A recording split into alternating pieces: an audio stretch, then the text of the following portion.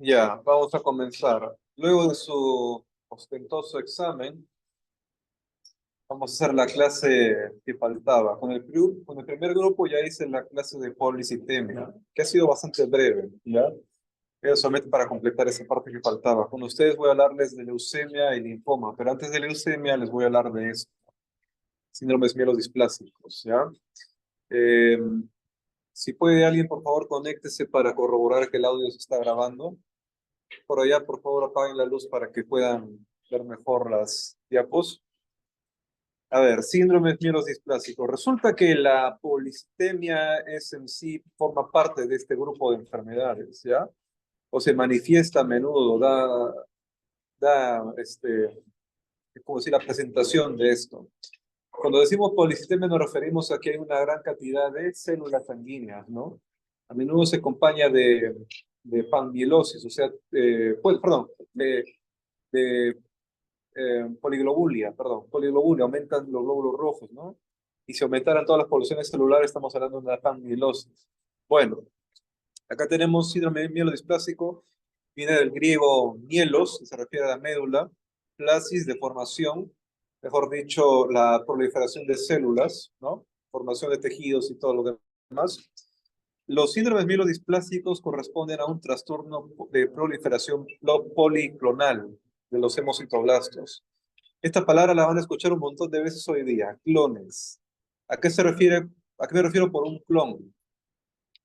Un duplicado, ¿no? Una célula idéntica a otra. Y esta copia acarrea consigo un montón de alteraciones genéticas que pueden predisponer a otras enfermedades más severas. Entonces, eso es lo que pasa acá. Los hemocitoblastos, la célula madre, ¿ya? La célula precursora, la que da origen a todas las células sanguíneas, serie roja, serie blanca, etcétera, en vez de convertirse en una de estas, ¿no? De madurar, de desarrollarse y convertirse en una de estas, simplemente se reproducen entre sí, se clonan.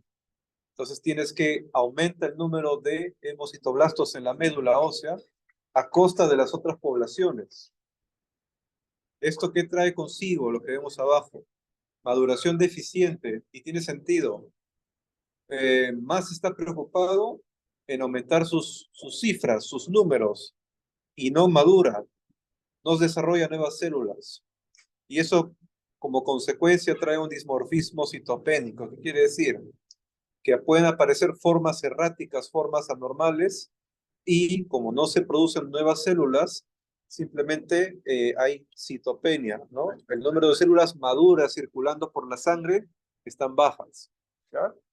Hipercelularidad de la médula ósea. Y es que, claro, si está proliferando de modo que genera varios clones, varias células repetidas, ¿no? Aumentará el número de células activas y todo, pero las maduras no se van a expresar. Riesgo de malignidad, específicamente una leucemia mieloide aguda, ¿no?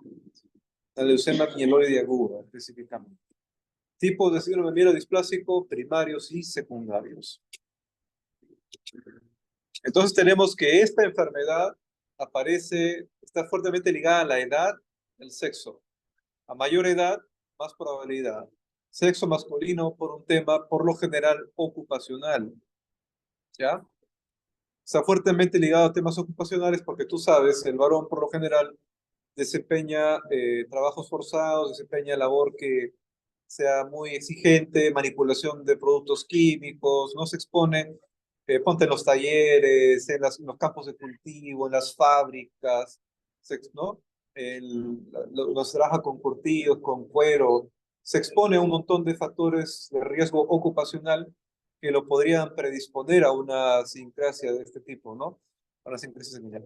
Bueno, el caso clínico que se filtró de la prueba del logro era justamente una anemia por intoxicación por plumbemia. O sea, tenía plomo. Entonces el plomo provoca también alteraciones a nivel medular, ¿no? Entonces, sí, Puede ser temas ocupacionales, ¿no? Algo que pase y te expone a esto. Prevalencia en la población general de cada 1.000.000 de personas aparece lo que se conoce como insuficiencia medular, ¿no? Ocurre esta situación a 30, 100 personas. En cambio, en ancianos se triplica, quintuplica la prevalencia, la incidencia de esta patología, ¿no? Ahora, esta enfermedad ya no se diagnostica clínicamente, se diagnostica con pruebas hematológicas, con un estudio de lámina periférica, un hemograma completo de tercera generación y sobre todo con la prueba de aspirado medular, ¿no? Entonces, eso pasa por manos del patólogo, del hematólogo, lo evalúan y emiten un diagnóstico ya confirmado, ¿no? Pero adicionalmente se hacen otras pruebas, por ejemplo, ¿no? Test para ver si hay cromosomopatías. Acá tenemos que entre las causas, una de las más frecuentes son alteraciones genéticas tipo cromosomopatías que afecten al cromosoma 5, 7, 20, T8, etcétera. Y también mutaciones, por ejemplo, mutaciones como la proteína asociada al linfoma de células tipo B, ¿no? Número 2, citocromo P53, etcétera. También alteraciones citoquímicas como el interferón alfa y gamma, puesto que están relacionados al reclutamiento de células mononucleares, muchas veces. De las cromosomopatías, la más estudiada, la más importante, la más relevante son las cromosomopatías del cromosoma número 5, como ves ahí en la foto de la derecha.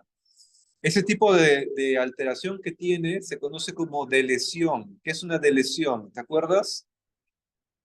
Cuando le borras, ¿no? Cuando se pierde, de borrar, de delete, ¿no? Delesión del brazo del cubo. ¿Es el brazo corto o largo? El brazo largo, ¿no? Tú sabes que los cromosomas, ahí tienes al centrómero al centro, tienes unos brazos cortos, que son la P, y un brazo largo, que es la Q, ¿no? Entonces, ahí puedes ver dos pares de cromosomas, ¿no? Entonces, ¿qué ha pasado? A uno ha perdido, ¿no? De su brazo largo, ha perdido material genético y ha sido traslocado al otro. Entonces, tienes un brazo largo, ¿no? Un extremo que está más largo que el otro, mientras que el otro está reducido, ¿ya? Esto juega un rol para condicionar a que se desarrolle esto de aquí, ¿no? Como te decía, esto se define por estudios hematológicos, ¿ya? No lo vas a poder definir clínicamente. Pero lo importante aquí, ¿ya? Es que en los estudios de sangre, sea lámina periférica o sea, ¿no? Aspirado en médula ósea, no hayan grandes cantidades de blastos, ¿ya? En la sangre periférica, cuando digo sangre periférica me refiero cuando te sacan, ¿no? de tus venas para un estudio, una prueba. En sangre periférica puede haber blastos, sí, pero son cantidades pequeñas. En la médula ósea, obviamente, ahí puedes encontrar más, ¿no? Cuando superan de 20%, ya no estamos hablando de síndrome mielodisplásico, estamos hablando de un cáncer, de una leucemia, ¿ya?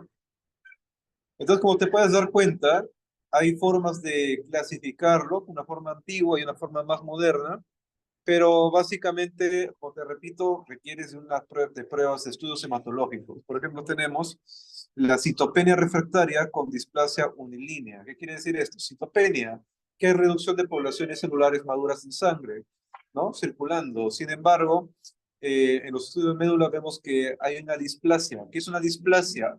Acuérdate, metaplasia, hiperplasia, displasia, hipoplasia, neoplasia. A ver, plasia se refiere, a ver, ¿no? ¿A qué? Proliferación, ¿no?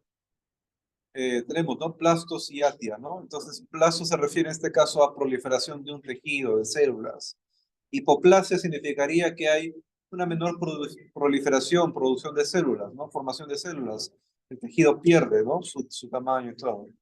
Hiperplasia, que hay un aumento. Metaplasia, que se ha formado un tejido en un sitio distante, por ejemplo. Te doy un caso.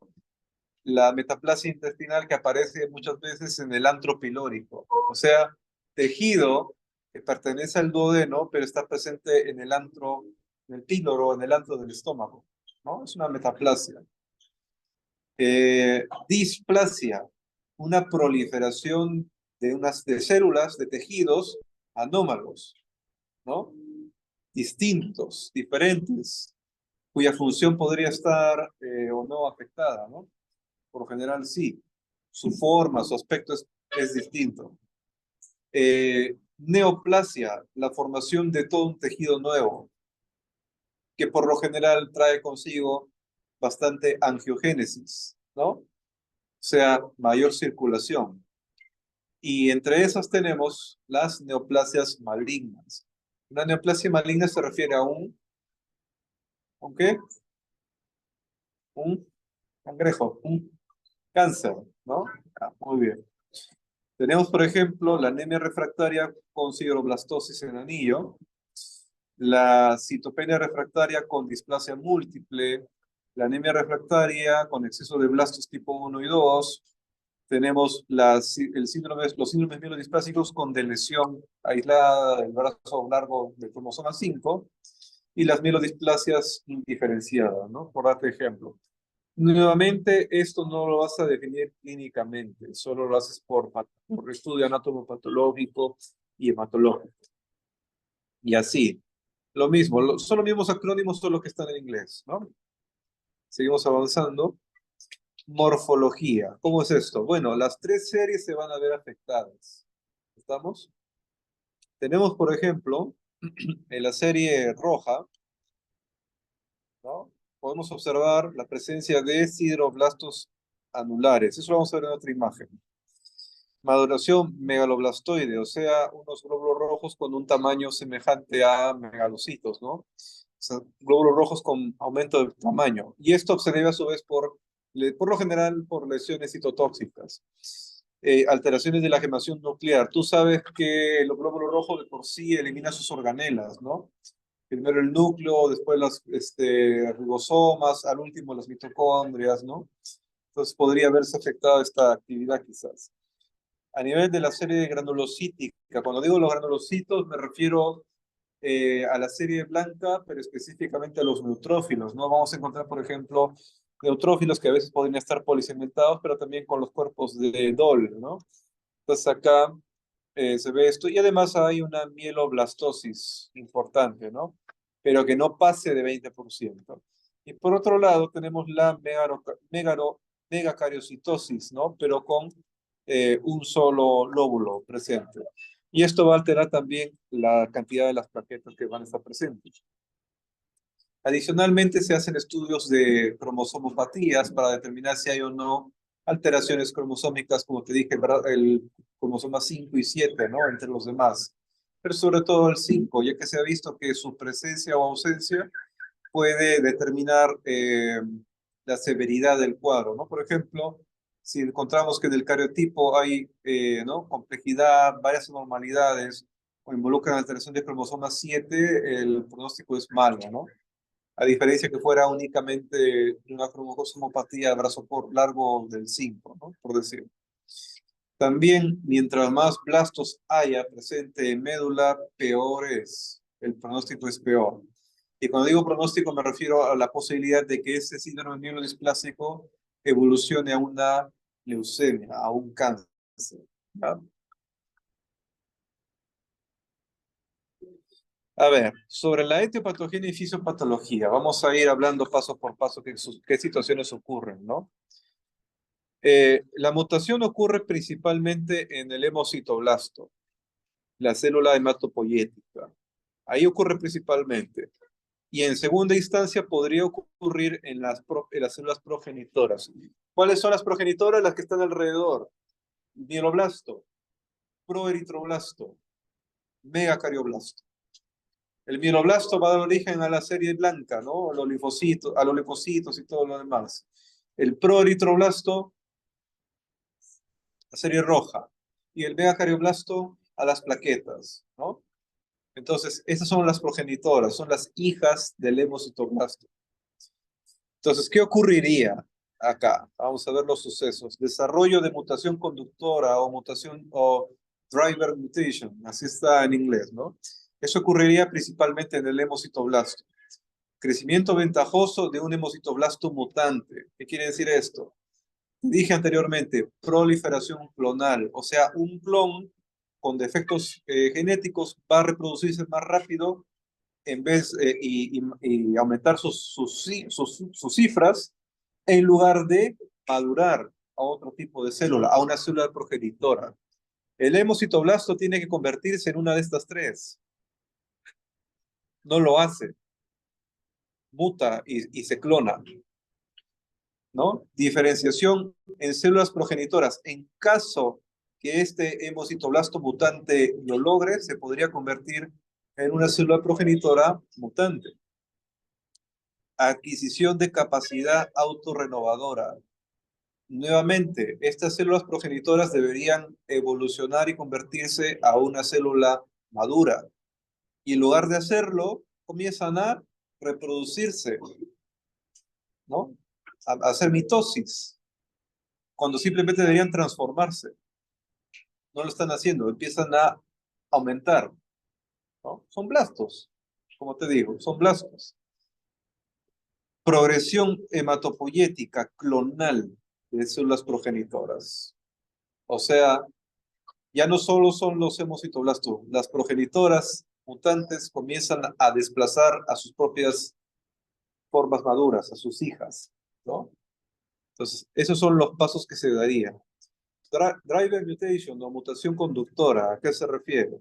Bueno, tanto me has escuchado hablar del ARN mensajero. Resulta que del núcleo, ¿no? Ahí está el ADN, ¿no? Dentro dentro pues, ¿no? Del material genético está el ADN, ¿no? Y el ADN justamente va a permitir la transcripción de algunos genes que van a permitir la formación de un ARN mensajero que, como tú sabes, cuando sale del núcleo y se va al ribosoma, va a condicionar la creación de una proteína. Y esta proteína luego es empaquetada por el aparato de Golgi y desplazada a donde tenga que realizar su función, o simplemente está presente en el citoplasma, ¿no? Ya lo hemos visto varias veces, ¿no? Formación de globinas, formación de citoesqueleto, proteínas membrana celular, qué sé yo, hormonas, todo lo que quieras. Entonces, resulta que el ARN mensajero antes tiene que madurar, y acá tenemos justamente eso, ¿no? En una mutación conductora se va a ver afectada esta función y puede afectar a algunos genes que realizan funciones de este tipo. O sea, por ejemplo, ¿ya?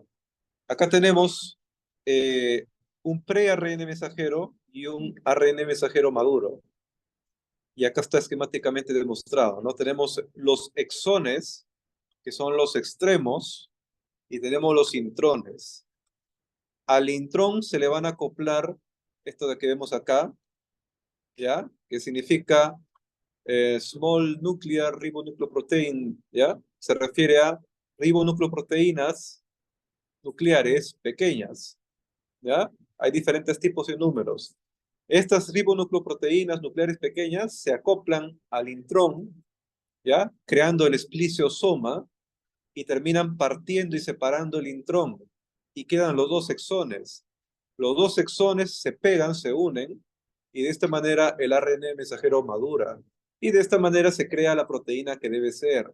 Si esta partición, si este clivado, si este espliciosoma se formara en un punto equivocado, puede crear una proteína mutante o puede dejar de sintetizarse una proteína del todo y va a traer las diferentes consecuencias en las células afectadas.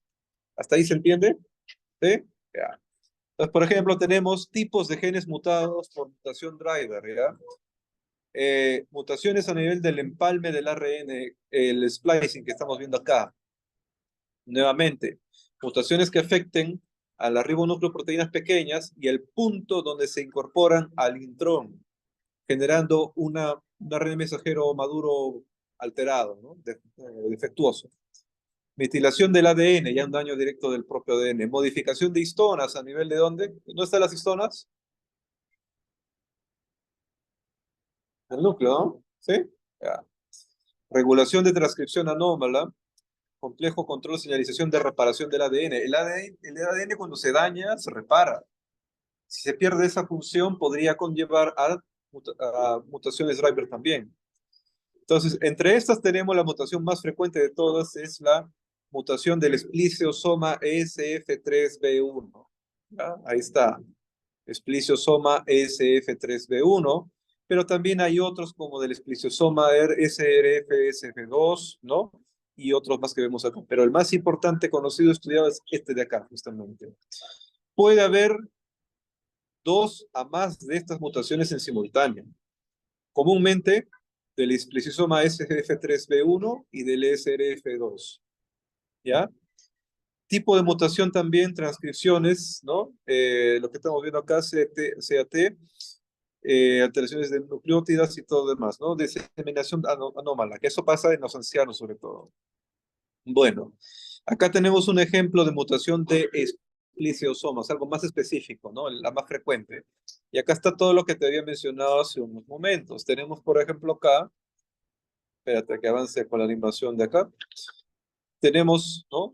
Eh, tenemos acá un pre-ARN mensajero, los dos exones, el intrón acá, y a este se va formando diferentes complejos, ¿no? Conforme se le van uniendo las ribonucleoproteínas nucleares pequeñas. Y como ves acá, se acoplan a un punto específico de la extensión del intrón, una, otra y así, ¿no? Estas son ribonucleoproteínas nucleares pequeñas, ¿no? La U1, U2, U5, 4, 6, se van acoplando, y este complejo espliciosoma se va definiendo, y al final, con el uso de energía, de ATP, se van partiendo, y finalmente el intrón se desaparece, se elimina, y quedan los dos exones fusionados, creando el ARN mensajero maduro, para que se meta a los ribosomas y empiecen a producirse las proteínas. ¿Estamos? Eso es lo normal. Sin embargo, van a haber anomalías, y acá están los que te mencionaba. Por ejemplo, el espliciosoma SF3B1, ¿no? Y el esplicosoma es de U2AF1 y el S3, perdón, y otros más. Acá tenemos, por ejemplo, ¿no? Maduración del ARN mensajero, como te mencionaba, uso y reclutamiento de ribonucleoproteínas nucleares pequeñas, que están acá, estas que vemos, las U's, ¿no?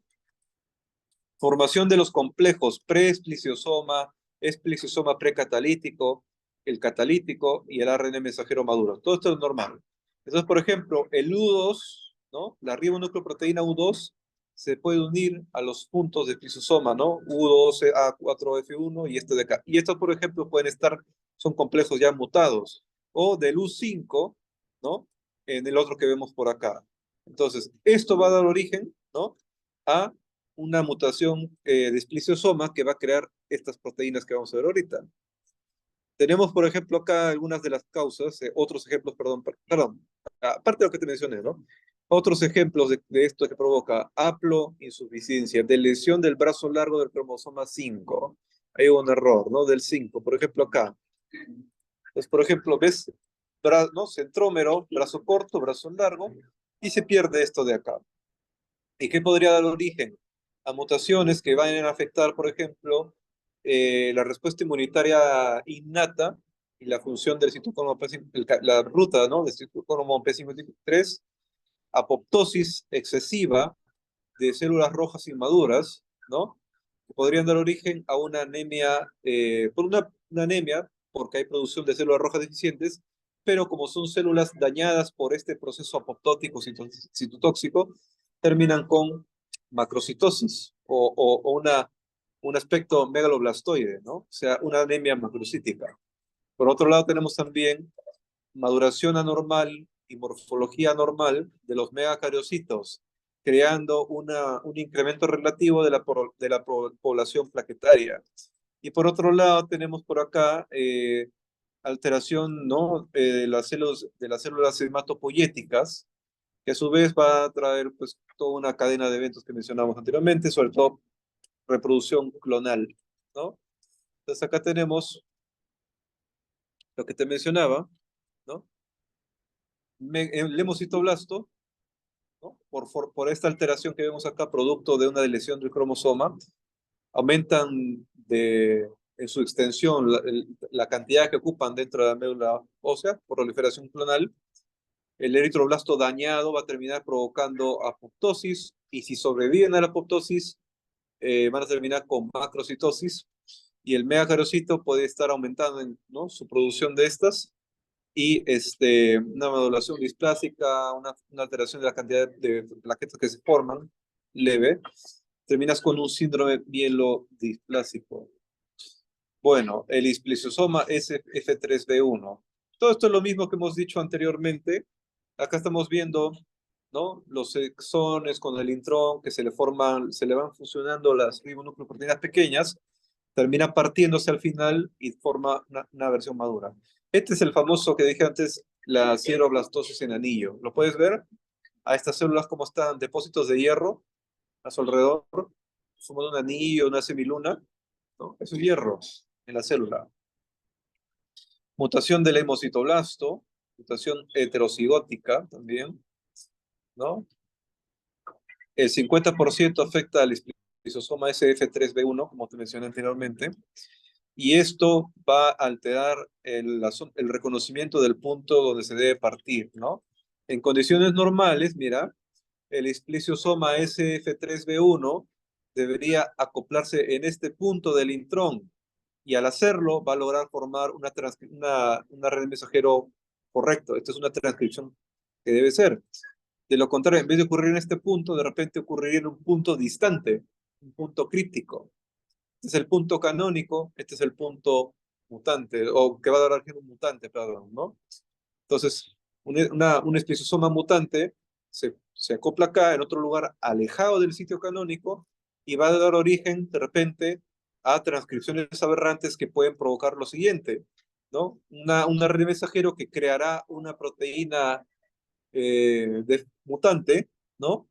O una regulación baja que va a dar origen a la expresión de otros genes o de otros elementos más reducidos, ¿no? En la célula. Por ejemplo, acá podemos ver, ¿no? Menor expresión acá de estas proteínas y daría origen, o de estos genes, perdón, y daría origen a la formación de anillos hidroblásticos en las células, ¿no?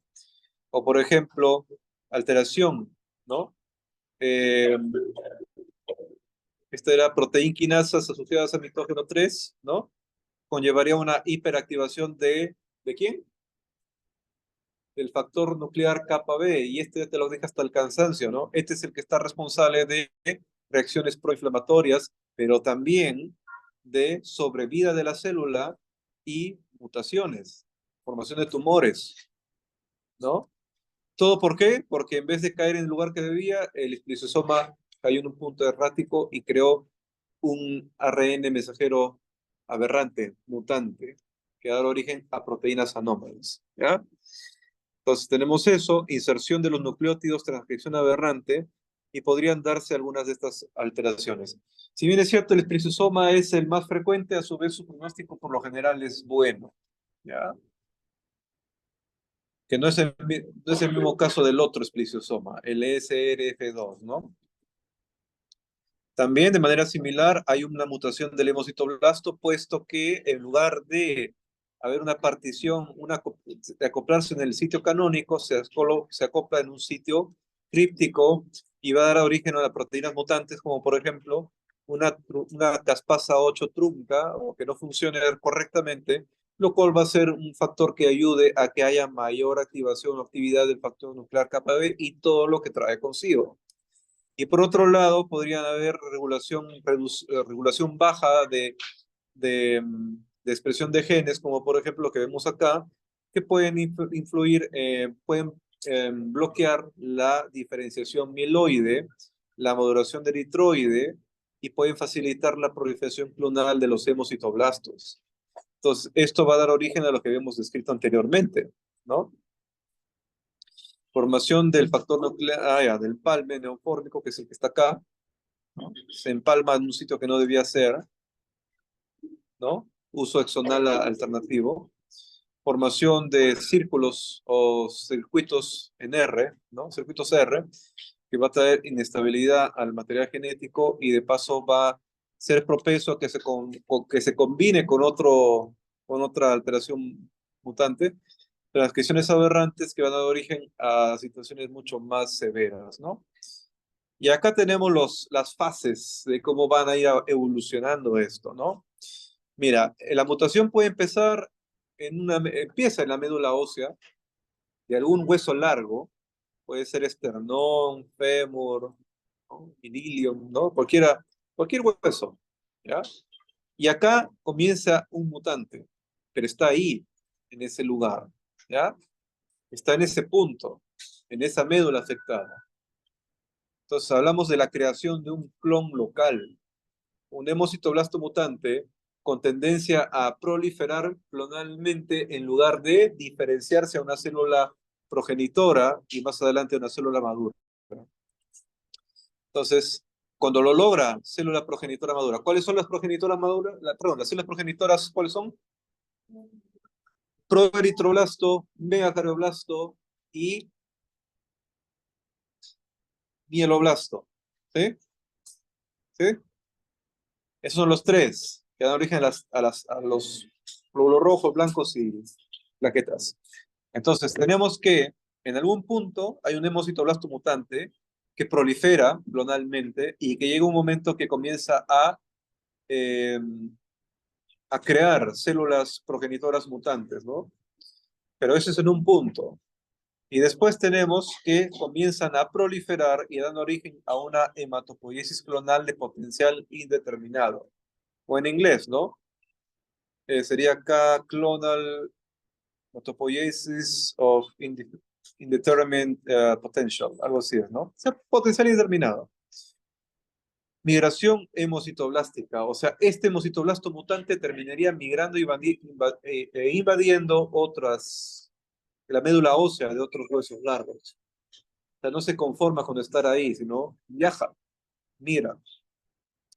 Se forma hematopoiesis clonal dentro de la médula y formación, ¿no? Migración mutante a la periferia. Se encontrarían estas en los hemogramas, de repente, la lámina periférica se encontraría. Creación de nuevos clones locales. Llegó, invadió y empezó a formar nuevos clones. Se dispersó y comenzó a formar nuevos clones, ¿no? Esto es importante. Y cuando ya comprometemos a más de un 4% de la médula, estamos hablando justamente de esto, hematopoiesis clonal de potencial indeterminado, ¿no? Y esto se asocia a diferentes tipos de mutación. Por ejemplo, ¿no? Tenemos acá mutaciones de genes reguladores, ¿no? Que esto es lo más frecuente, puede causar una hematopoiesis clonal de potencial indeterminado estable. De lo contrario, cuando esta mutación perdón, esta hematopoiesis clonal potencial indeterminado se asocia a mutaciones driver que afecten los esplisiosomas, es más probable que desarrolle un síndrome mielodisplásico o una citopenia clonal de indeterminado que era, pues. No me acuerdo la S, pero la U es de indeterminado también. Ahorita lo vamos a ver en la siguiente diapositiva, seguramente. Ahí está.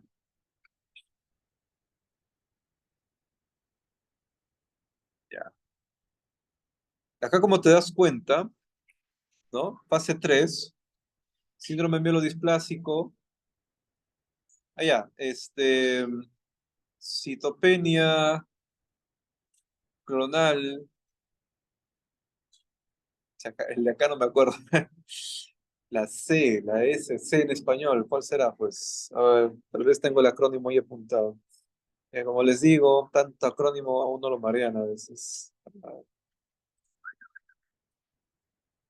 ¿Lo tengo apuntado por acá? No. De repente más abajo. Ya. Entonces, acá como te das cuenta, en la médula ósea hay una serie de clones mutantes que solamente están reprodu- eh, reproduciéndose, aumentando sus filas, pero no maduran, ¿ya? Tienes múltiples mieloblastos, múltiples proeritroblastos, megacarioblastos, mutantes. Quizás maduren un poco más, pero las células que nos interesan los monocitos, las plaquetas, los neutrófilos, eosinófilos, basófilos, esas células maduras que tienen que circular por la sangre periférica no se forman y empieza a haber citopenias, anemia, trombocitopenia, leucocitopenia, bicitopenias, cuando hay dos poblaciones afectadas, pancitopenia, cuando son tres. Y tú dirás, doctor, pero usted dijo que iba a haber trombocitopenia. Sí, era una trombocitopenia leve en un inicio, pero si los clones continúan aumentando y ya no maduran, van a bajar las plaquetas después, ¿no? Ya, tenemos acá, o por último, van a haber plaquetas, pero no son plaquetas normales. O sea, pueden ser plaquetas que no cumplan con su función. ¿Me dejo entender? Igual con los glóbulos blancos, porque son hijos de mutantes, o sea, no cumplen con la función que deberían. Y ya, entonces tenemos acá, la última fase ya es la leucemia. Ahí como te puedes dar cuenta, en la imagen nomás compara, ¿no? ¿No? Este tipo de célula neoplásica, blastos, ¿no? Ya reemplazó todo. Lo único que se forma, ¿no? Típicamente hablamos de una leucemia mieloide aguda, ¿ya? Puede ser linfocítica, monocítica, la que quiera, ¿no? Selección clonal, transformación leucémica, o sea, las poblaciones celulares se dispararon, ¿no? Mutaciones conductoras presentes, activadas o en aumento, combinadas, menor capacidad de diferenciación. Te llenas de blastos. La sangre periférica se aumentan los blastos. Hay Morama, dice 60.000 por milímetro cúbico, 60% de blastos. Así sale. Así salen esos hemogramas. Más de 20% de médula de blastos. Ya, cáncer. Perdón, vamos a... Ahí dice el linfoma, pero en verdad deberíamos seguir con la leucemia para guardar la hilación. Bueno, leucemia viene del griego leucos, hemia, sangre, ¿no? Y la IA se refiere de iatia, situación patológica. Grupo de neoplasias sanguíneas malignas caracterizadas por una elevada proliferación clonal leucocítica anómala. ¿Ya? O sea, te llenas de blastos, ¿no? Y las células maduras se desploman. Así de sencillo. Ejemplos o tipos: mieloblástica, linfoblástica, ¿no? Monocítica, mielomonocítica, qué sé yo. Depende del resultado, de las pruebas que le hagas, de lo que encuentres en los estudios de aspirado de médula ósea y lámina periférica, ¿no? Entonces, eso sí, te llena de blastos.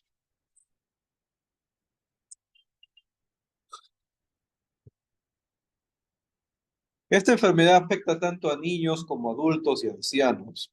Entre los niños, la más frecuente es la leucemia linfoblástica aguda, seguido de la mielomonocítica aguda. La mieloblástica es menos frecuente, ¿ya?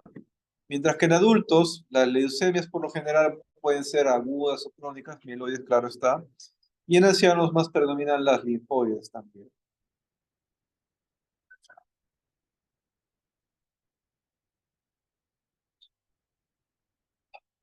Entre las causas, por ejemplo, tenemos exposición a radiación ionizante, sea de manera incidental o iatrógena.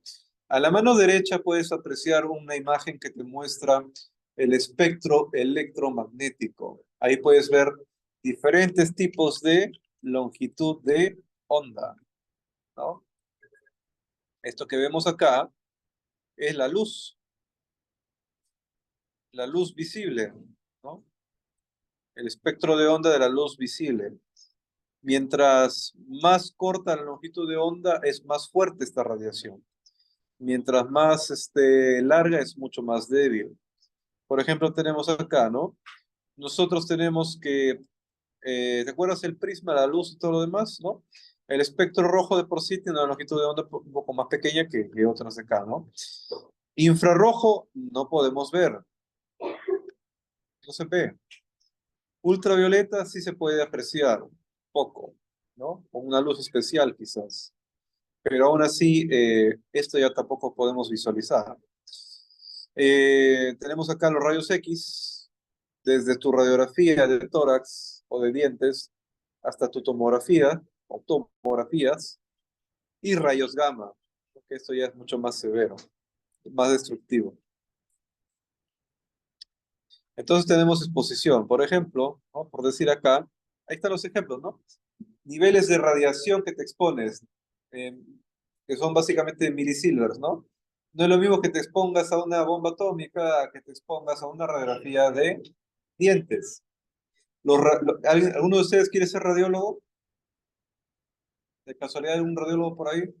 Los radiólogos, por ejemplo, aparte del descanso médico, perdón, del descanso que te corresponde de vacaciones por trabajar, ellos tienen un descanso obligatorio, 2 al año. Tienen que ausentarse al año, obligatoriamente. Está así, me parece que es ley incluso, pero es sí, normado.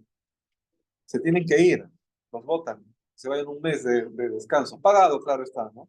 ¿Por qué? Porque ellos están expuestos constantemente a rayos X, por radiografías, las tomografías, ¿no? Entonces, eso los expone a que hagan algún tipo de cáncer a futuro, ¿no? Los pacientes que están con radioterapia, específicamente los pacientes oncológicos. Por ejemplo, acá, este paciente está con tratamiento de un cáncer de próstata, radioterapia, rayos se meten, rayos X, ¿no? Entonces le logra quemar el tumor ese, pero esos rayos también podrían influir y causar tal vez una discrasia sanguínea, ¿no? Una mielodisplasia. Y así, diferentes ejemplos. Tenemos acá lo que te mencionaba, que esto está fuertemente relacionado a un tema ocupacional. Exposición a químicos como pesticidas, benceno derivados, petróleo derivados. Uy, perdón. Ahí está. Mira, por ejemplo, las imágenes. Acá puedes apreciar eh, a este señor que está ahorita trabajando ¿en una qué? En un campo de cultivo, ¿sí o no? ¿Y qué es la que le mete a los productos que vemos acá? Pesticidas. ¿Hay algún vegano por acá? ¿Alguien que le gusta sus productos de soya y no sé qué, no sé cuánto? Ya, pues tiene que meterle un montón de pesticidas. ¿Ah? Tiene que meter un montón de pesticidas. Ahora, mira, este pobre hombre que está acá trabajando, ¿tú qué dices? ¿Está debidamente protegido? Está protegido, sí, pero no es una protección total, porque si observas, a ver, espérate, voy a coger el teléfono. Si observas, claro, o sea, parte de los antebrazos, del codo y todo lo demás está expuesto, ¿o no? Lo puedes ver, ¿no? La piel está en contacto con el exterior. Está con un visor, un protector facial, pero es así por delante, pero por abajo, ¿no? Puede entrar. Esto que está rociando no es que se queda todo pegado en la tierra, en la hierba. Son aerosoles. Está ahí en el medio. Y eso se te pega en la piel. Cuando usan pesticidas carbamatos, por ejemplo, este tipo de situaciones pueden llevar a una intoxicación y terminan en la emergencia para hacer un lavado gástrico, ¿no? O por último, cuando ocurre esto, parte del manejo es bañarte, te desvistes y te echas agua, te lavas la piel, literalmente, te lavas porque eso está pegado en tu piel y se puede absorber. Entonces, hacen eso para eliminar, ¿no? Cuando son pesticidas, carbamatos, eso. Lo bañan al paciente, llega la emergencia, o lo bañan en ese momento y le meten atropina, ¿no? Pero ahí estos materiales podrían también, como te digo, absorberse por la piel, terminar con un riesgo, ¿no? O acá también, acostado. Este está más protegido, ¿sí o no? Algo, aunque sea, ¿no? Comparado al otro. Y ahí puedes apreciar que está manipulando algún químico, ¿no? ¿Qué puede ser eso? ¿Benceno quizás? ¿No? Los talleres, ¿qué riesgo hay? ¿Qué material? Asbesto, ¿no? Justamente de petróleo, asbesto, todo eso de ahí, ¿no? Entonces, esto de acá por lo general, quienes más suelen estar expuestos por, ¿no? Sobre todo en el trabajo son los varones. Entonces, esto juega, como te decía, juega un rol que podrían dar origen a esto en un futuro.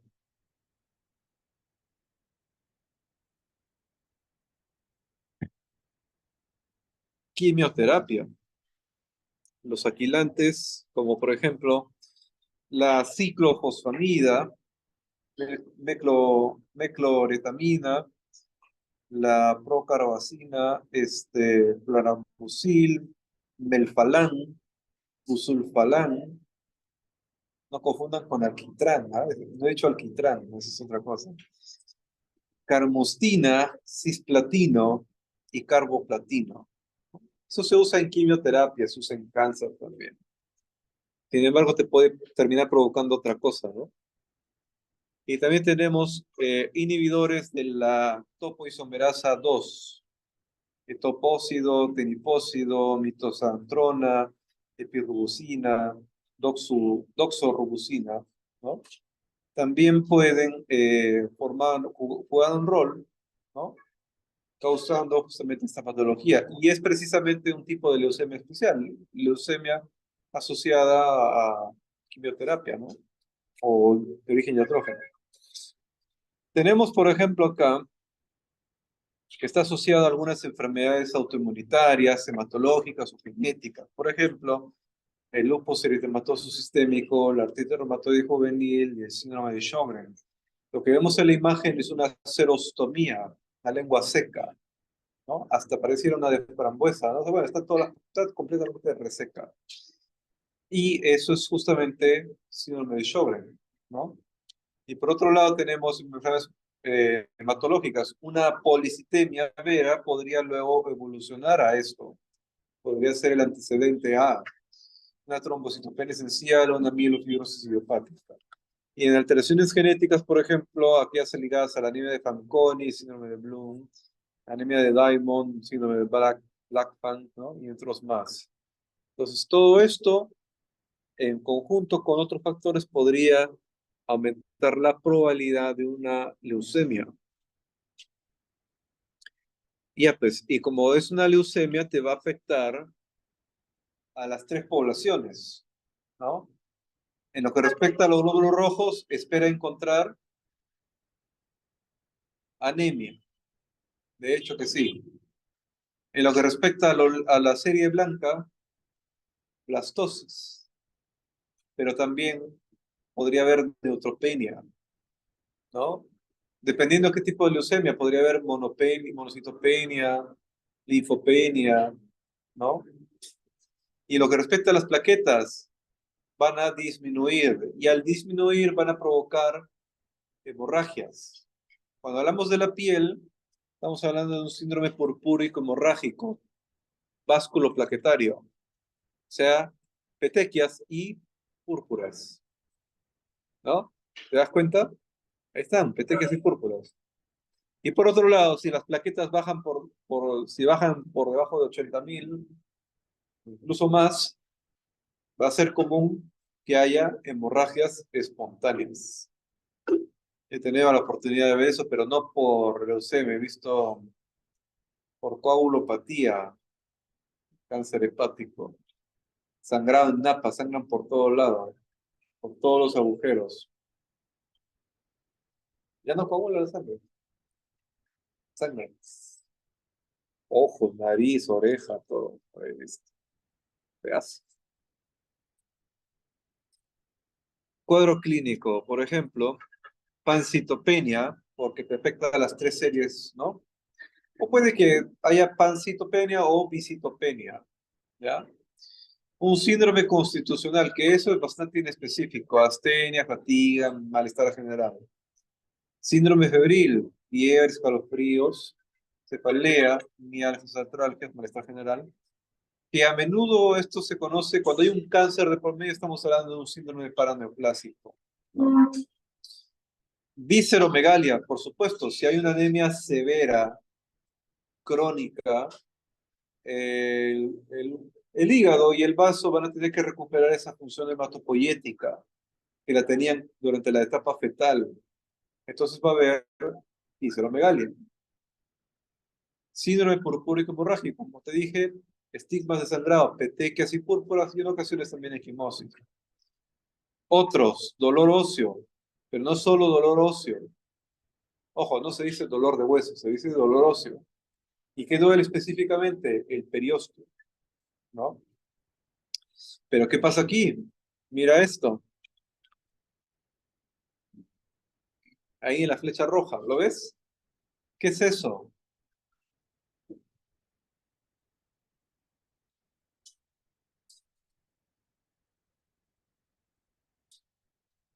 Es una invasión ósea, ¿no? De esto que está pasando.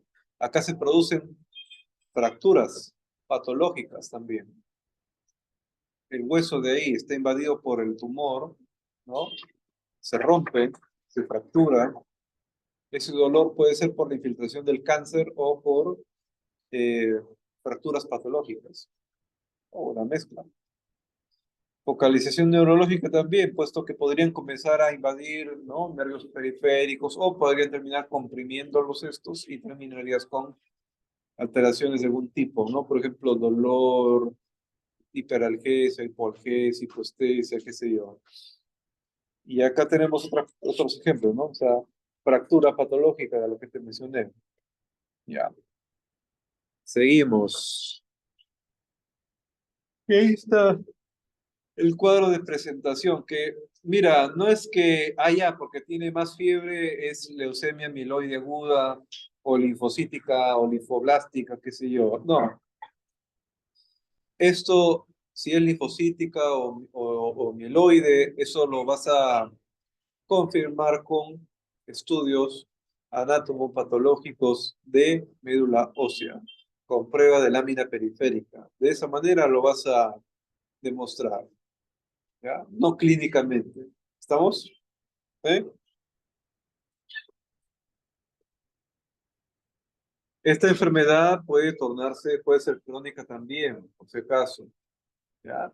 Cuando debutan, obviamente lo hacen con la leucemia amiloide o no, aguda, ¿no? O sea, la linfocítica, linfoblástica, qué sé yo, pero es la aguda. Pero cuando es crónica también se da.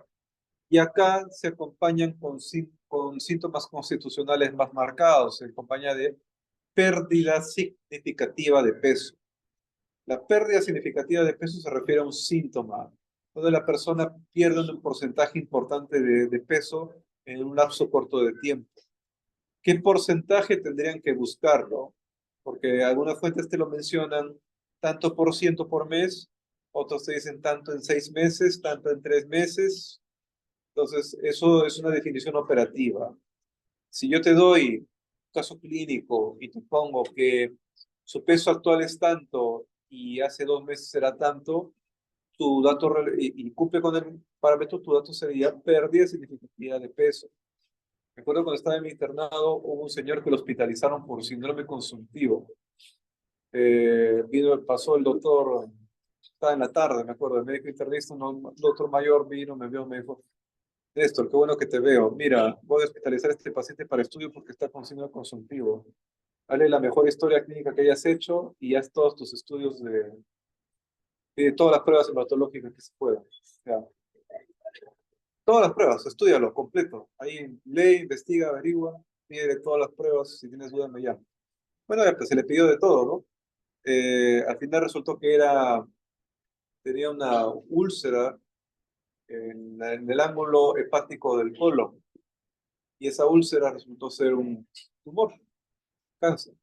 Pero, ¿por qué te hago toda esta historia? Ese señor tuvo pérdida significativa de peso. En 2 semanas había perdido 21 kilos. No miento, 7 kilos. Ya, 7 kilos, pero en un mes, 21 kilos. ¿Te imaginas? En un mes, 21 kilos, ¿no? Entonces, y se nota, al paciente tú lo ves, una persona que se desnutre rápidamente, funciona consultivo, va a tener la denominada facies caquéctica. Le notas, la facies caquéctica es un rostro con prominencias óseas marcadas, específicamente las órbitas, ¿no? Las órbitas óseas del arco cigomático, ¿no? De la región malar. Es lo que a menudo le llaman, ¿no? Cara, rostro de calavera, rostro esquelético. Adicionalmente, cursan con sarcoadipopenia. Sarcopenia significa pérdida de músculo esquelético. Y adipopenia, pérdida de panículo adiposo, graso, ¿no? Entonces, la mezcla de esos tres, más la pérdida significativa de peso, constituyen lo que se conoce como síndrome consultivo, síndrome caquético, también le llaman algunos. ¿Ya? Otro lo llaman defecto de caquexia, caquexia monstruosa, aunque eso es redundante porque cacos significa monstruo, ¿no? Informe, horrible. Entonces, caquexia se refiere a eso, ¿no? Una apariencia monstruosa, horrible. Bueno, y así. Sudoración nocturna, que esto obedece mucho al ritmo circadiano de la temperatura. Acuérdate que en las neoplasias, en el cáncer, siempre ocurre un síndrome paraneoplásico y eso involucra aumentos de temperatura por respuesta inflamatoria y todo lo demás. Más notorio en las tardes y en las noches, porque acuérdate que la temperatura por la tarde siempre es más alta que en la mañana. Entonces, por las noches o por la tarde comienza la febrícula, comienza la fiebre, y en la noche, cuando ya cede, comienza a sudar. ¿Te acuerdas, no? En la fiebre, el sudor aparece cuando ya baja el punto de temperatura. Entonces comienzas a sudar, ¿no? Y así. Ahí tenemos la clasificación de las leucemias, ¿no? De las leucemias, todo lo demás, que como te darás cuenta, es no solamente tema hematológico, sino también cariotípico, ¿no? O sea, cómo está, qué tipo de alteración cromosómica se trata. Por ejemplo, en las agudas, ¿no? Acá hay algunos factores de riesgo. Esto lo dejamos un ratito para que se grabe bien la imagen, después ya lo ven con calma, ¿no? Riesgo alto, cualquiera de los siguientes, cariotipo hipodiploide, ¿no? Alteraciones cromosómicas 11, brazo largo 23.3, ¿no? Alteraciones cariotípicas complejas, ¿no? Entre otras. Factores de riesgo: a mayor edad, mayor exposición de productos que puedan causarte este tipo de patología, más posibilidad que se dé, ¿no? Si hubiera una, una gran leucocitosis, perdón, ya ni siquiera gran leucocitosis, una reacción leucemoide, ¿no? Reacciones leucemoides con gran cantidad de blastos, con disminución marcada de las transpoblaciones, ¿no? Todo eso influiría. Y ahí tenemos la leucemia linfoblástica aguda, proliferación clonal de linfoblastos, de ahí el nombre, ¿no? Que infiltran la médula ósea de los demás, todo el cuerpo, ¿no? A su vez pueden ser leucemias linfoblásticas tipo B o tipo T, dependiendo de qué, del tipo de linfoblasto que es, pues, ¿no? Si va a ser que el que iba a irse luego al timo como linfocito, o el que se quedaba en la médula ósea como linfocito B, ¿no? Entonces, hay dos picos donde aparecen a más de 20 años y antes de los 45 años suelen darse esto, ¿no? Y ya, seguimos. Perdón. Seguimos avanzando. Y acá tenemos algunas de las clasificaciones que se dan, que como te repito nuevamente, son por tema de estudios cromosómicos y todo lo demás, ¿no? Genéticos. No lo vas a diagnosticar clínicamente. Tenemos que entre estas mutaciones, la incidencia más conocida, la más vista, sobre todo en adultos, es la mutación ¿no? que vemos acá, cromosomas que involucran la aparición del cromosoma Filadelfia. La vamos a ver en un ratito, ¿no? Como te digo, esta es la prueba de aspirado de médula, ¿no? O sea, se mete una aguja bastante grande y se extrae la muestra. Creo que esa, bueno, ahí tenemos, por ejemplo, la leucemia mieloide aguda, que tiene diferentes tipos de clasificación según el patrón que haya, ¿no? Por ejemplo, leucemia mieloide aguda con anormalidades genéticas recurrentes. Entre ellas, ¿no? Por ejemplo, alteraciones cromosoma 821, ¿no? Brazo largo 22, Filadelfia. Eh, leucemia mieloide aguda con anormalidad de los eosinófilos de la médula ósea. O sea, hay diferentes subtipos. Difícil que te lo memorices algo que quieres ser hematólogo, ¿no? Ahí sí, pues provecho.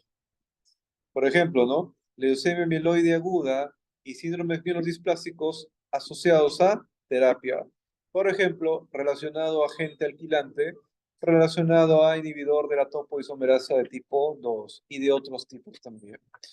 Leucemia mieloide de otra manera no caracterizada. Por ejemplo, la mínimamente diferenciada, con maduración, sin maduración, la mielomonocítica, la monocítica aguda y así. Diferentes clases de leucemia. Hasta basofílica, mira, ¿no? Son diferentes clases, diferentes tipos. Es una mezcla de pruebas hematológicas y genéticas. Por ejemplo, acá tenemos, ¿no? ¿Qué serán estos? Blastos, ¿no? Mieloblastos con varas de Auer ahí en su superficie. Entonces tenemos que de la leucemia mieloide aguda, una de las más predominantes, acá están las varas de Auer, o Auer rods en inglés, ¿no? Tenemos que está la leucemia mieloide aguda con anormalidades genéticas recurrentes. Y entre ellas tenemos, por ejemplo, la promielocítica, este tipo de alteración cromosómica, que es la más frecuente, ¿no?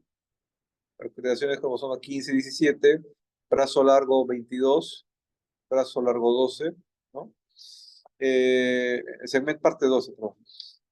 Leucemia mielocítica aguda con el gen ETO, ¿no? Que vemos acá, y diferentes tipos, pero son más infrecuentes. Esta es la que nos interesa, ¿ya? Leucemia mieloide aguda promielocítica. Esa es la más frecuente entre las leucemias mieloides con alteraciones genéticas recurrentes. ¿Ya? Una vez más, la leucemia mieloide aguda con alteraciones genéticas recurrentes, ¿no? Entre sus tipos, la más frecuente es la promielocítica, provocada por esta alteración genética que vemos acá. ¿Ya? Y esta explica esas varillas de Auer que estaban por ahí. ¿A dónde me fui? Espérate. Acá. Pasamos a la siguiente. Leucemia mieloide aguda de otros tipos, por ejemplo, con displasias multilinajes, ¿no? Podemos apreciar acá que se forman blastos abundantes y todo lo demás. Afecta a todos los linajes, sobre todo el megacariocítico, y eso influiría en la población de plaquetas precisamente. Inmunofenotipos también, como el CD34, CD56, y más frecuente en ancianos y no en niños. Leucemia mielocítica aguda, perdón, mieloide aguda asociada a terapia con agentes alquilantes, una exposición a más de 5 años, ¿no?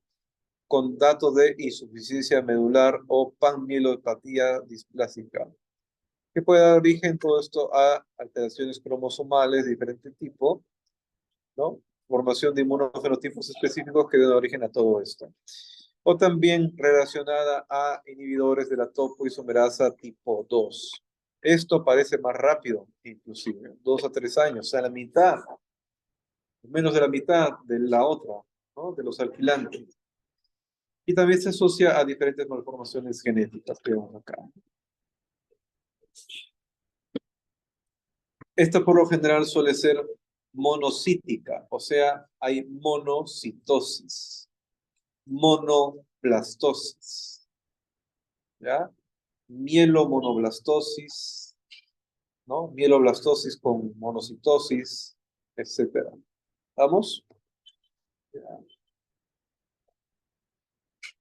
Y así, lo mismo, solo que, bueno, ya, los hallazgos morfológicos e inmunofenotípicos. Lo importante acá, como te digo, el diagnóstico es con más de 20% de blastos, ¿ya? A ver, ahí que quede un poco más claro. Esto yo no les voy a preguntar personalmente. Sería muy sádico, pues, que les pregunte esto. Pero sí les puedo preguntar cuál es la más frecuente, ¿no? O factores de riesgo para eso. Pues. Ya a este punto de decirle tanto por ciento de neutrófilos, maduros y inmaduros, eso ya no les voy a preguntar tanto yo. Los otros docentes, no sé. Eso sí, no sé si le van a preguntar. Y ya, ¿qué más tenemos? Y así, leucemia eritroide aguda, ¿no? Leucemia puramente eritroide, megakarioblástica, basofílica, panmielosis con mielofibrosis, ¿no? Etcétera, etcétera, etcétera. Sigamos.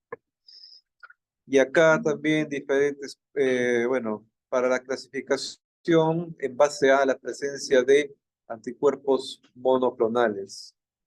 También es una forma de clasificar.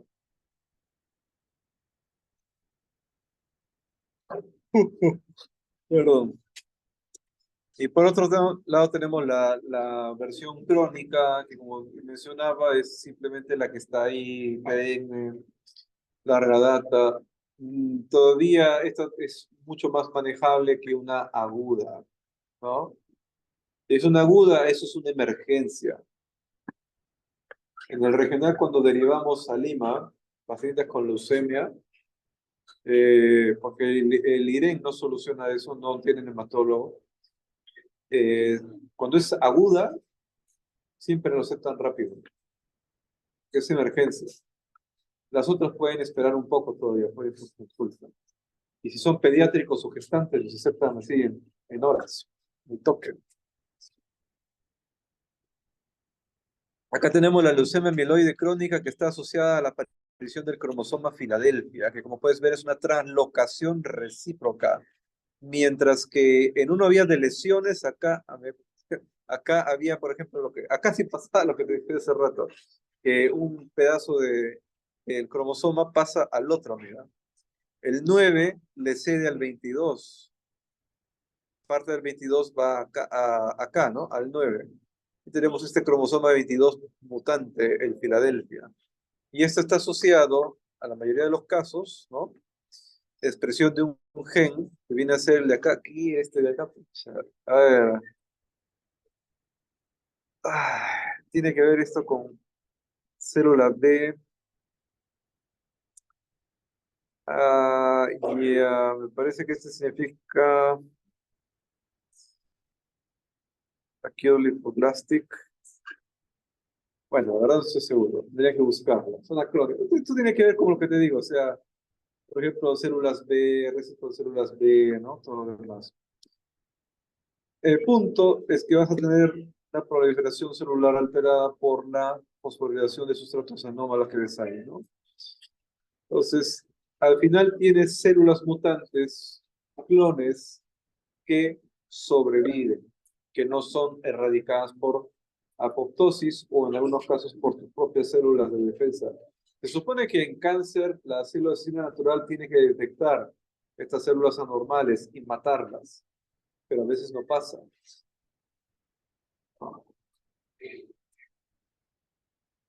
Ahí tenemos las diferentes fases, ¿no?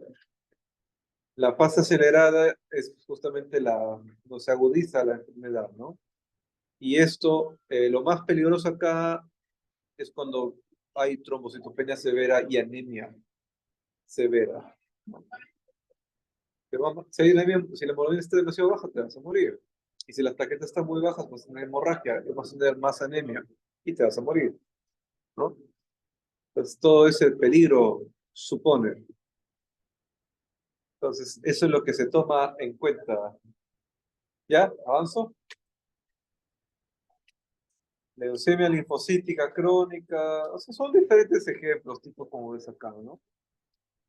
Puede ser B, puede ser T,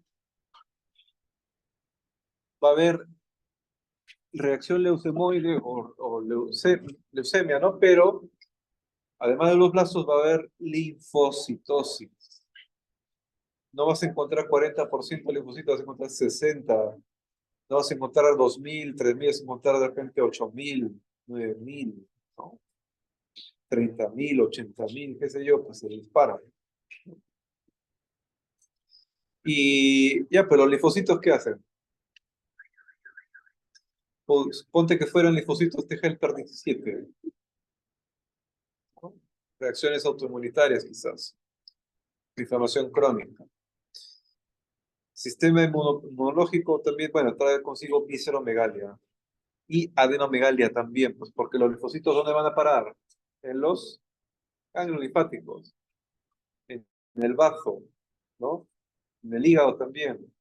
Entonces, de lo que llegaba a uno, empiezan a llegar 1000, pucha, el ganglio crece, ¿no?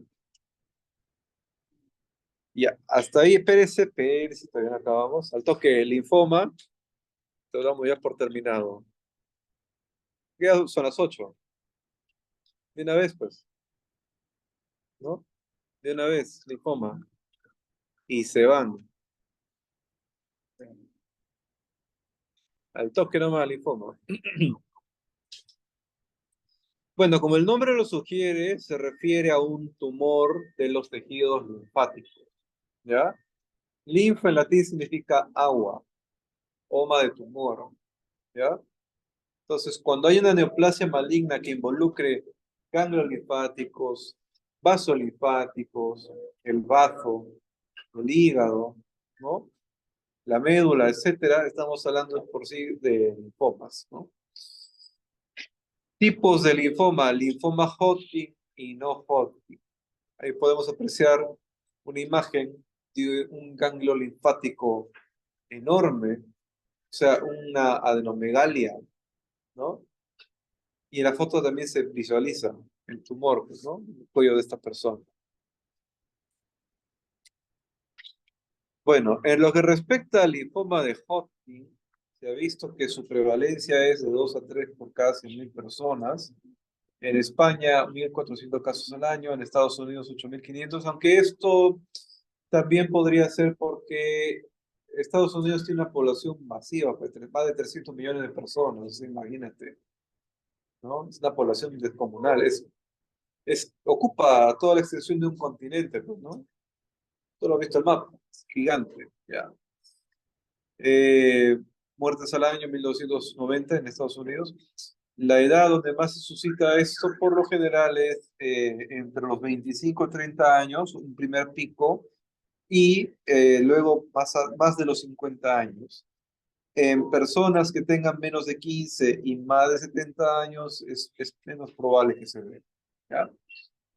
Más ocurre en varones que en mujeres, aunque es relativamente significativo, un 50%, ¿no? Factores de riesgo para el linfoma Hodgkin está, por ejemplo, relacionado infecciones por el virus de Epstein-Barr, ¿no? El virus de Epstein-Barr se puede adquirir por contacto saliva, beso, por ejemplo. Entonces tu beso francés por ahí, quién sabe, ¿no? Entonces, ya, pues ahí, por ejemplo, dependiendo de qué tipo de Epstein-Barr tenga y qué tipo de latencia fenotipo, puedes tener una latencia tipo 2 que daría origen a un linfoma Hodgkin. O de lo contrario, puede ser otro tipo de Epstein-Barr que se puede asociar a VIH-Sida, ¿no? Linfoma Burkitt, etcétera. Y por otro lado, tenemos también enfermedades como la mononucleosis infecciosa. Bueno, el de acá no necesariamente solamente por beso, ¿no? Este sí, pues. Este de acá, ¿qué es?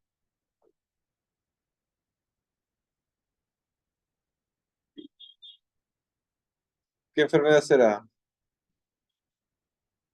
La mononucleosis infecciosa se da a menudo por los besos, ¿no? Hay dos, por lo general hay dos picos principales. Cuando son lactantes menores, puesto que ahí tienen el primer contacto, no ves que el bebito está ahí, viene la familia y dice, ah, el bebito lo hace, lo empiezan a besuquear, ¿no? Entonces ahí con la saliva lo contagian a la criatura. Y de ahí tienes en la adolescencia, en la adultez, cuando estás con toda tu liberación sexual y empiezan a estar ahí, si eres una persona promiscua, corres riesgo de que te dé, ¿no? Entonces, eso y más cosas, claro está. Ahí está, pues. Y también se ha visto que en gemelos es más frecuente. Monocigoto, como siempre. Como todo en la vida, ¿no? Monocigoto. Por otro lado, tenemos el no Hodgkin, ¿no? Cuya prevalencia y todo lo demás es distinto, no es algo muy específico porque puede ser diferentes tipos de enfermedades ahí presentes. Bueno, tenemos, por ejemplo, por lo general tiene una supervivencia a los 5 años alta en comparación al no Hodgkin, perdón, al otro. Ay, perdón, está que me cruzo, estamos en el no Hodgkin. A ver, el virus de Epstein-Barr, como puedes apreciar, como todo buen virus, ¿no? Como todo buen virus, lo que hace es contactar a la membrana celular de la célula que va a atacar, ¿no? De esta manera reconoce el antígeno de superficie de la célula diana y termina fusionando su cápside, se inocula el material genético y en este caso va a dar origen a transcripción proteica que va a crear a dos grupos tegumentarios, ¿no? Forman unas proteínas alfa, unas proteínas beta, que dan origen a los factores de violencia del virus, y al final secuestra el aparato de Golgi para crear nuevas vesículas que van a dar origen a los viriones maduros cuando extraigan una parte de la membrana celular, ¿no? Y así pues se forma el nuevo virión y esto comienza a invadir los tejidos aledaños, ¿no? Lo que está cerca. Ahí está, como puedes apreciar, el ciclo de vida del virus de Epstein-Barr sobre la célula epitelial que infecta. Entonces puedes apreciar que eh, la infección de estas células, ¿no? Dependiendo del tipo de latencia, al final va a dar origen a que sean reconocidas por el sistema inmunitario innato, por ejemplo, la célula T, la célula natural y la célula T citotóxica, la CD8. Entonces, al reconocerlo, va a intentar matar esta célula, ¿no? Pero el virión podría seguir por ahí vivo o sobrevivir simplemente y afectar los tejidos aledaños. Esta situación, tanto con el Epstein-Barr como con otros virus así, va a favorecer, va a crear un microclima que va a favorecer la formación del tumor. Pues la respuesta inmunitaria que hemos visto en el pasado, la activación del factor nuclear kappa B, condiciona, favorece la angiogénesis muchas veces. Y la angiogénesis crea nuevos vasos sanguíneos que permiten la proliferación de un tejido. Por desgracia, este tejido afectado podría ser un tejido displásico que da origen luego a una neoplasia maligna de tejido linfático. Entonces tenemos la formación de esta manera de un tumor que crece rápido, que crece más rápido de lo que las células asesinas naturales y linfocitos citotóxicos y los macrófagos son capaces de erradicar. Entonces el cáncer avanza, ¿no? Se va formando esto. Y después puede invadir otros tejidos también. Y acá tenemos a la famosa célula Reed-Sternberg, la que te da el diagnóstico, ¿no? Que viene a ser un tipo de histiocito lacunar, célula gigante derivada de un linfocito B afectado por esto, ¿no? Almacenamiento genético y permutado de inmunoglobulinas. Son inmunoglobulinas mutantes, inmunoglobulinas incapaces de causar respuesta inmunitaria de por sí, la que esperarías tú que se dé. Acuérdate que las inmunoglobulinas tienen afinidad por un antígeno, se unen y facilitan la incorporación de complemento y todo lo demás. Estas inmunoglobulinas mutantes no lo van a hacer, pero sí son capaces de dañar a la célula diana y causar apoptosis, ¿no? Entonces, favorece la proliferación del tumor, caracterizado por la célula de Ristenberg al centro, la aparición de linfocitos, granulocitos, tipo eosinófilos sobre todo, células cebadas, macrófagos, ¿no? Y fibroblastos. Y de esta manera el tumor va creciendo, ¿no? Y por ejemplo, esta célula Ristenberg, que debería ser reconocida por tu sistema inmunitario innato, por el asesino natural, no pasará. ¿Por qué?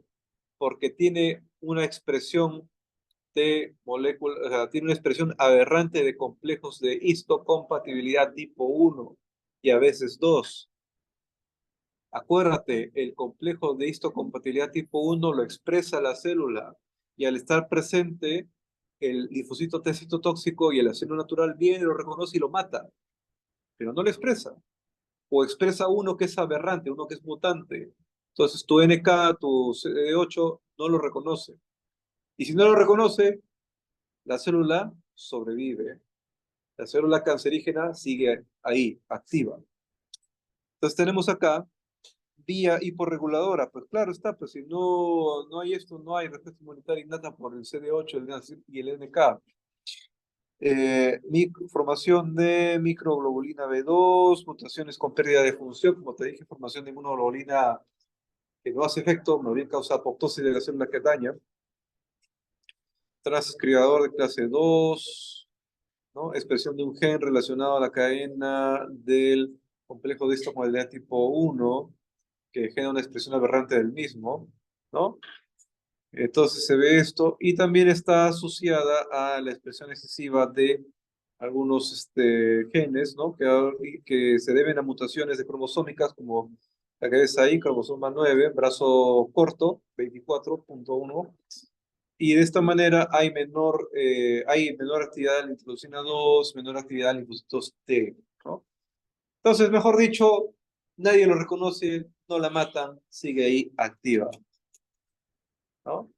Comparemos el linfoma de Hodgkin, perdón, la enfermedad de Hodgkin con la no Hodgkin, ¿no?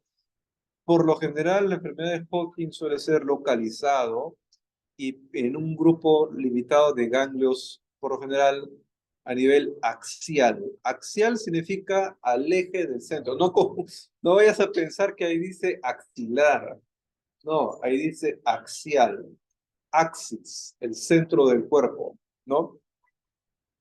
Entonces estamos hablando de ganglios cuello, en el mediastino, por el timo, ¿no? Y en abdomen, paraórticos y mesentéricos, ¿no? Diseminación por contigüidad siguiendo un orden previsto. Rara vez afecta a los ganglios mesentéricos y al anillo de Waldeyer. ¿Dónde está el anillo de Waldeyer? En la orofaringe, ¿no? En la oronasofaringe. Raras veces afecta a nivel extraganglionar. O sea, el tumor por lo general se limita al ganglio, al tejido linfático, mientras que el músculo y todo lo demás no debería estar afectado.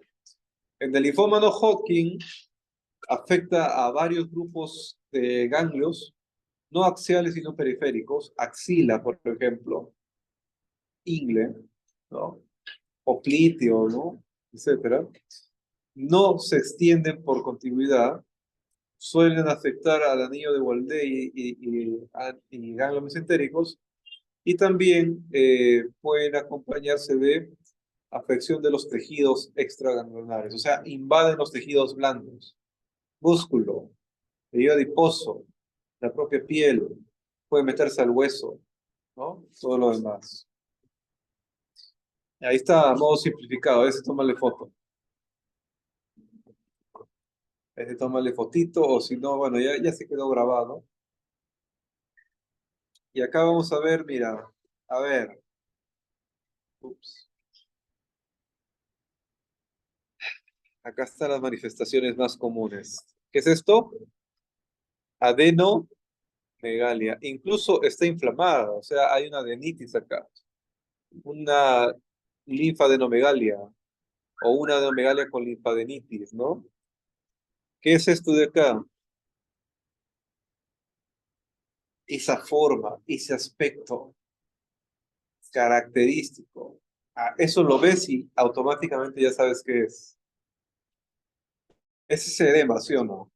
Pero no es cualquier tipo de edema. Es un edema duro, bastante duro, unilateral, ¿ya? Provocado por obstrucción linfática. Es decir, es un linfaedema, ¿no? Ahí está, linfaedema. ¿Qué tal? Todo, toda la extremidad se ve afectada. ¿Y este de acá qué es eso? ¿Es una amígdala?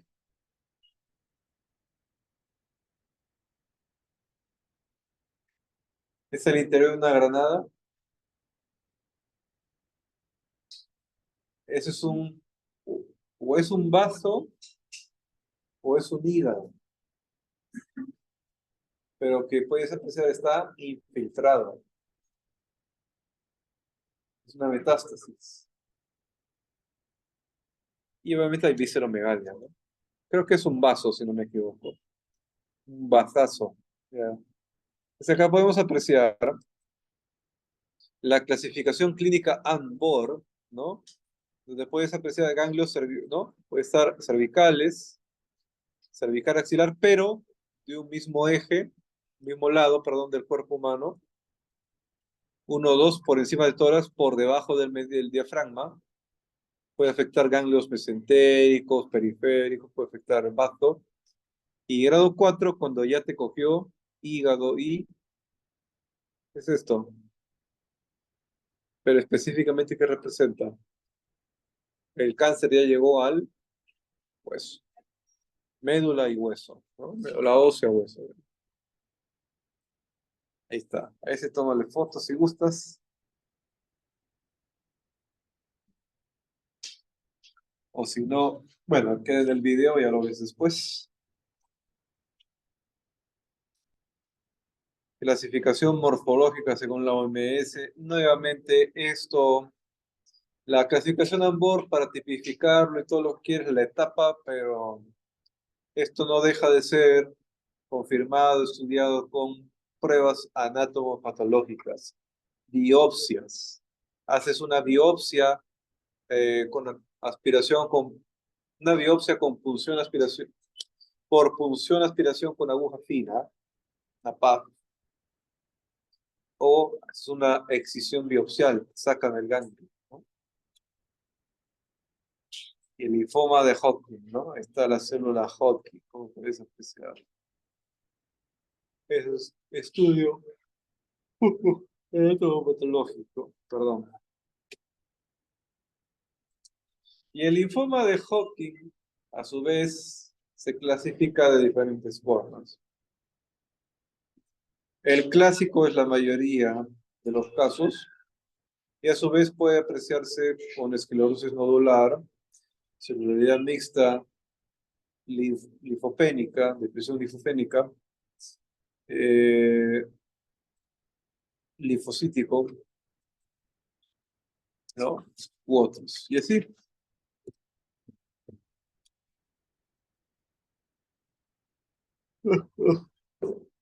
Esos son los subtipos del linfoma Hodgkin clásico. Ya pasamos nomás.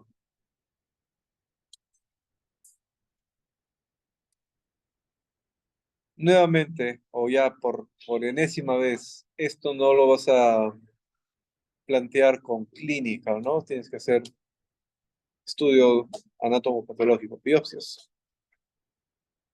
Por ejemplo, la depresión linfocítica se asocia bastante a infección por virus de Epstein-Barr.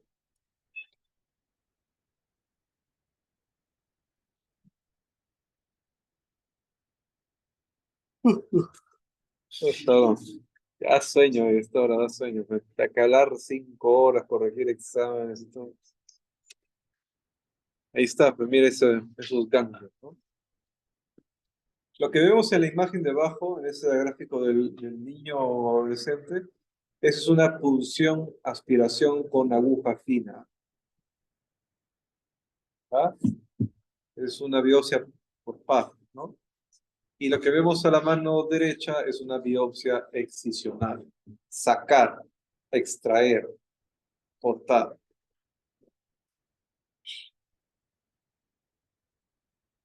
Ahí está, pues ya lo mismo.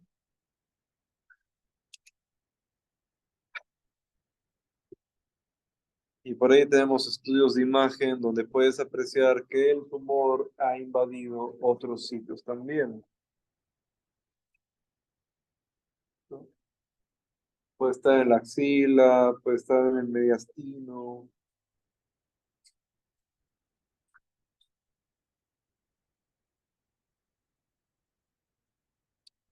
Y acá tenemos, no digo, era un bazazo, era un esplenomegaloma. Mira ese bazazo, ¿no?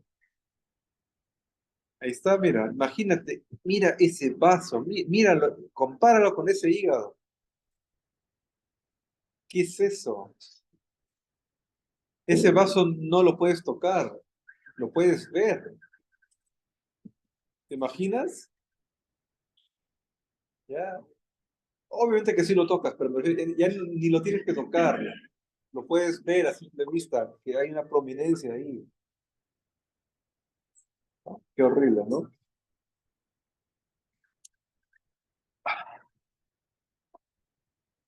Esto es que puede, perdón, empeorar el pronóstico del paciente, pero depende mucho también del estadio, ¿no? Si el estadio está avanzado, ya la supervivencia va bajando drásticamente.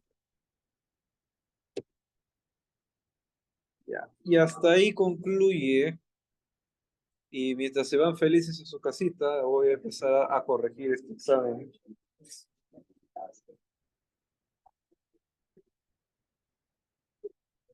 Ya, damos por terminado la ponencia.